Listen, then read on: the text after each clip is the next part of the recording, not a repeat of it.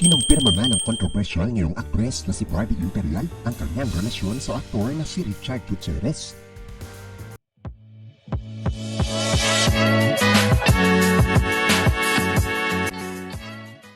Matatandaang nag-viral kamakailan sina Barbie at Richard matapos kumalat ang ilang litrato sa social media na magkasama.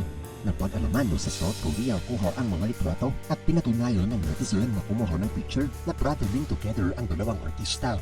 At sweet din daw sila sa isa't isa dahil nga dito ay umugong ang mga balitang kabit daw si Barbie Imperial at siya ang tinuturo ngayong dahilan ng hiwalayan ni Richard Gutierrez at Sara Labati. Halos 2 araw matapos kumalat ang mga pictures, ay tila indirectly nang inamin ni Barbie Imperial na talagang may relasyon sila ngayon ni Richard Gutierrez. Ito ay matapos mag-upload ni Barbie ng isang litrato sa kanyang IG story na ngayon ay expired na dahil lagpas 24 hours na ang nakakalipas. Sa tila very normal picture na ito ay napansin ng mga netizens ang lalaki sa likod ni Barbie habang nag-workout siya sa gym. Kapansin-pansin na kamukha ni Richard Gutierrez ang nasabing lalaki sa litrato. So ayon sa mga monitors natin online, kahit hindi na daw mismo aminin at lumabas sa bibig ng dalawa sa isang interview na silang dalawa nga, action speaks louder than words daw.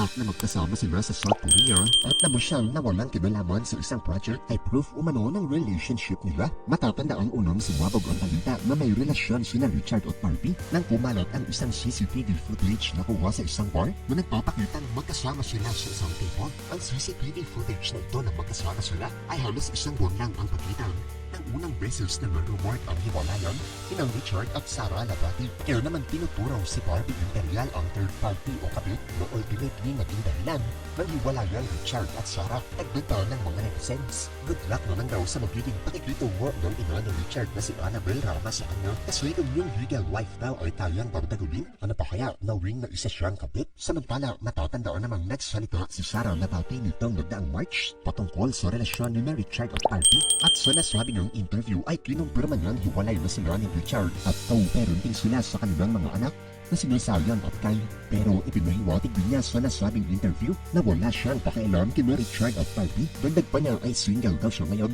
at kung gugustuhin niyang magkaroon ng bagong boyfriend ay wala daw mali dito.